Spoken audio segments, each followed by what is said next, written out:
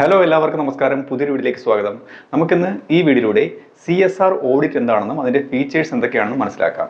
CSR എന്ന് വെച്ചാൽ നമുക്കറിയാം കോർപ്പറേറ്റ് സോഷ്യൽ റെസ്പോൺസിബിലിറ്റി. അതായത് ഓരോ ബിസിനസ്സും റൺ ചെയ്യുന്നത് സോഷ്യലി റെസ്പോൺസിബിൾ ആയിട്ട് ആയിരിക്കണം. അതായത് സമൂഹത്തിന് കോട്ടം തട്ടാത്ത രീതിയിലായിരിക്കണം ബിസിനസ് റൺ ചെയ്യേണ്ടത്. ഇത് കൃത്യമായിട്ട് ഗവൺമെൻറ് പരിശോധിക്കുന്നുമുണ്ട്, അതായത് ഓഡിറ്റ് ചെയ്യുന്നുണ്ട്. അപ്പോൾ ഇതാണ് കോർപ്പറേറ്റ് സോഷ്യൽ റെസ്പോൺസിബിലിറ്റി ഓഡിറ്റ് എന്ന് പറയുന്നത്.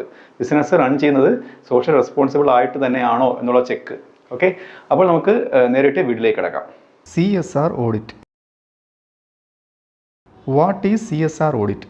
CSR ഓഡിറ്റ് എന്താണെന്ന് മനസ്സിലാക്കാം. CSR audit is a systematic evaluation. അത് കൃത്യതയോടെയുള്ള ഒരു വിലയിരുത്തലാണ് of a company's CSR practices and initiatives. അതായത് ഒരു കമ്പനിയുടെ കോർപ്പറേറ്റ് സോഷ്യൽ റെസ്പോൺസിബിലിറ്റി അതിനോട് അനുബന്ധിച്ചിട്ടുള്ള അതിൻ്റെ പെർഫോമൻസിൻ്റെ ഒരു വിലയിരുത്തലാണ് CSR ഓഡിറ്റ് എന്ന് പറയുന്നത്.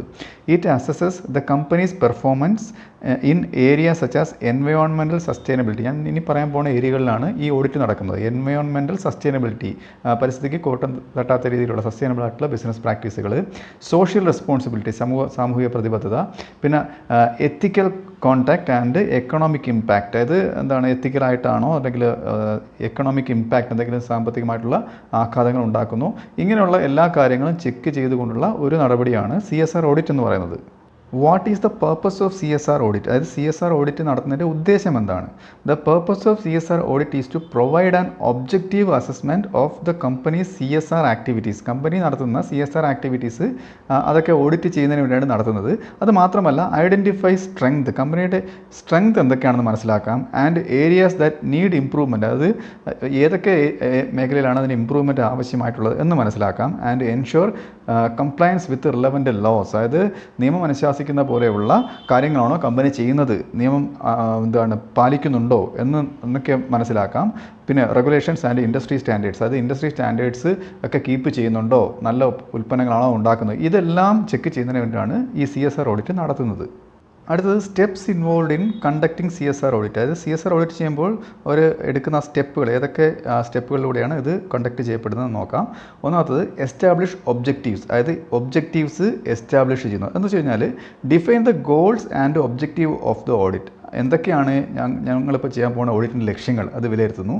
ഇൻക്ലൂഡിങ്, അതിൽ ഏതൊക്കെ ഉൾപ്പെടും? Including the scope, criteria and standards, അതിലെ സ്കോപ്പ്, അതിൻ്റെ വ്യാപ്തി, പിന്നെ അതിൻ്റെ മാനദണ്ഡങ്ങൾ, and standards against which the company CSR performance will be assessed. അത് ഏതൊക്കെ മാനദണ്ഡത്തിലാണ് ഈ CSR ഓഡിറ്റ് ചെയ്യാൻ പോകുന്നത്, ഇതെല്ലാം വിലയിരുത്തുന്നതാണ് ഫസ്റ്റ് സ്റ്റെപ്പ്. രണ്ടാമത്തത് ഐഡൻറ്റിഫൈ കീ ഏരിയാസ് തിരിച്ചറിയുന്നു. അതായത് determine the specific areas of CSR, ഏത് ഏരിയയിലാണ് നമ്മൾ ഫോക്കസ് ചെയ്യാൻ പോകുന്നത്. Okay, to be audited such as environment impact ആണോ, അല്ലെന്നുണ്ടെങ്കിൽ ലേബർ പ്രാക്ടീസസ് ആണോ, പിന്നെ അല്ലെങ്കിൽ സപ്ലൈ ചെയിൻ മാനേജ്മെൻറ്റ് ആണോ. അത് ലേബർ പ്രാക്ടീസൊക്കെ ഓഡിറ്റ് ചെയ്യുന്നുണ്ട്. കാര്യം ലേബേഴ്സിന് എന്തെങ്കിലും ബുദ്ധിമുട്ട് ഉണ്ടാക്കുന്ന രീതിയിലാണോ ബിസിനസ് റൺ ചെയ്യുന്നത് നോക്കുന്നുണ്ട്. പിന്നെ കമ്മ്യൂണിറ്റി എൻഗേജ്മെൻറ്റ്, അതായത് സമൂഹം ആ ബിസിനസ്സിനോട് എങ്ങനെ പ്രതികരിക്കുന്നു, അതായത് സ്റ്റേക്ക് ഹോൾഡേഴ്സ്, എക്സ്റ്റേണൽ സ്റ്റേക്ക് ഹോൾഡേഴ്സ് ആണല്ലോ ഈ കമ്മ്യൂണിറ്റി എന്ന് പറയുന്നത്. അപ്പോൾ അവർക്ക് നല്ല രീതിയിലുള്ള ബിസിനസ് ആണോ, പിന്നെ അതിൻ്റെ ഗവേണൻസ് എങ്ങനെ, ഇതൊക്കെ ഐഡൻറ്റിഫൈ ചെയ്യുന്നതാണ് അടുത്ത സ്റ്റെപ്പ്.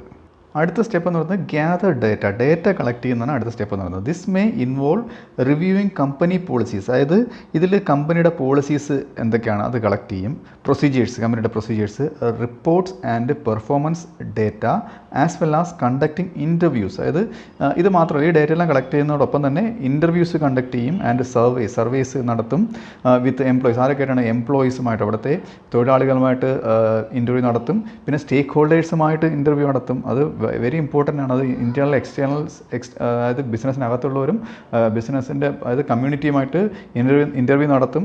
ആ ഡേറ്റയും അവർ കളക്ട് ചെയ്യുന്നുണ്ട് കേട്ടോ. And community members. അപ്പോൾ ഇങ്ങനെ ഒരു സ്റ്റെപ്പ് മുന്നോട്ട് വയ്ക്കുന്നുണ്ട്. ഈ ഡേറ്റ എല്ലാം കളക്ട് ചെയ്തെന്നാണ് അടുത്ത സ്റ്റെപ്പ് എന്ന് പറയുന്നത്. അടുത്തത് അസസ് പെർഫോമൻസ്. പിന്നെയാണ് കമ്പനിയുടെ പെർഫോമൻസ് അസസ് ചെയ്യുന്നത്. അവർക്കൊരു സ്റ്റാൻഡേർഡ് വെച്ചിട്ടുണ്ട്. അതായത് CSR ഓഡിറ്റ് ടീമിന് ഒരു സ്റ്റാൻഡേർഡ് ഉണ്ട്. ആ സ്റ്റാൻഡേർഡിനനുസരിച്ചാണോ ബിസിനസ് റൺ ചെയ്യുന്നത് നോക്കുന്നത് അടുത്ത സ്റ്റെപ്പ് എന്ന് പറയുന്നത്.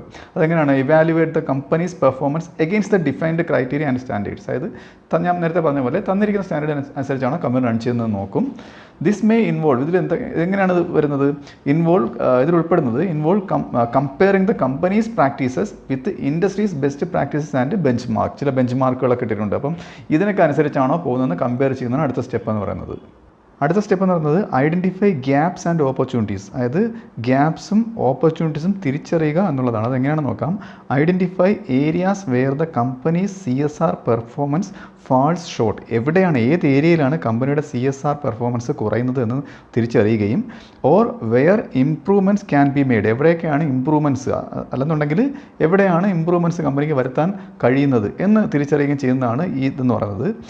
This may include gaps in compliance, അതായത് ഗവൺമെൻറ് പോളിസീസ് പാലിക്കുന്നതിൽ ഉണ്ടാകുന്ന വീഴ്ചകൾ. പിന്നെ ഇൻസഫിഷ്യൻറ്റ് റിസോഴ്സ് യൂസ്, ഇൻസഫിഷ്യൻ്റ് ആയിട്ടാണോ റിസോഴ്സ് യൂസ് ചെയ്യുന്നത്, ഇതൊക്കെ തിരിച്ചറിയി ഗ്യാപ്പ് നമുക്ക് കണ്ടെത്താം, പരിഹാര മാർഗ്ഗങ്ങൾ നിർദ്ദേശിക്കാം. പിന്നെ social impact short Cummings or missed opportunities for positive change. അതായത് സോഷ്യൽ ഇമ്പാക്റ്റ് ഷോർട്ട് കമ്മിങ്സ് എന്ന് പറയുന്നത് ഏതെങ്കിലും ഓപ്പർച്യൂണിറ്റീസ് മിസ് ചെയ്തിട്ടുണ്ടോ, അതായത് സൊസൈറ്റിക്ക് എന്തെങ്കിലും പോസിറ്റീവ് ചേഞ്ച് കൊണ്ടുവരാനുള്ള ഓപ്പർച്യൂണിറ്റീസ് മിസ് ചെയ്തിട്ടുണ്ടോ എന്ന് മനസ്സിലാക്കാം. ഓക്കെ, അടുത്ത സ്റ്റെപ്പ് എന്ന് പറയുന്നത് ഡെവലപ്പ് റെക്കമെൻഡേഷൻസ്.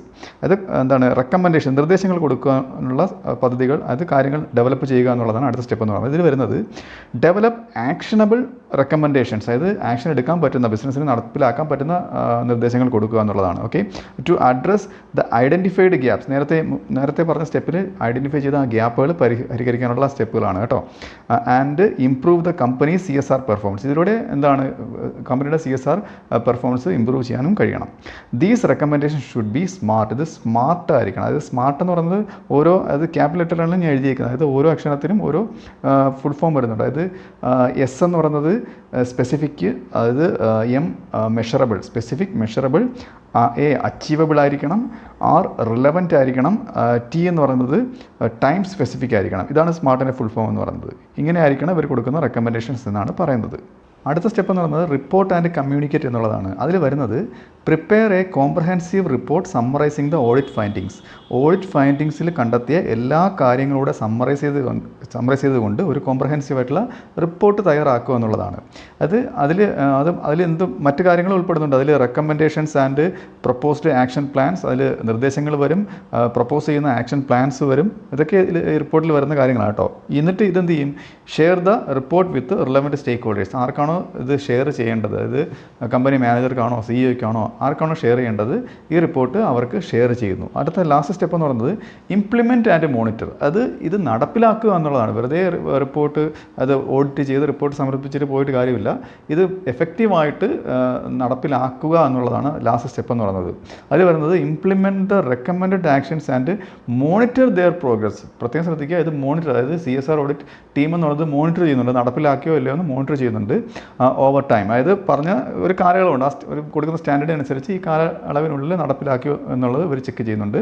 പിന്നെ regularly review and update CSR initiatives to ensure continuous improvement and alignment with changing circumstances. അതായത് മാറി വരുന്ന സോഷ്യൽ സാഹചര്യങ്ങൾക്കനുസരിച്ച് ഇംപ്രൂവ്മെൻറ്റ് ഉറപ്പ് വരുത്തുന്നതിന് വേണ്ടിയിട്ട് ഇവരെന്ത് ചെയ്യും, റെഗുലറായിട്ട് ഇത് അപ്ഡേറ്റ് ചെയ്യും കേട്ടോ. അതായത് CSR റിപ്പോർട്ട് കൃത്യമായിട്ട് അപ്ഡേറ്റ് ചെയ്യുകയും റിവ്യൂ ചെയ്യുകയും ചെയ്യും. ഇതാണ് ലാസ്റ്റ് സ്റ്റെപ്പ് എന്ന് പറയുന്നത്.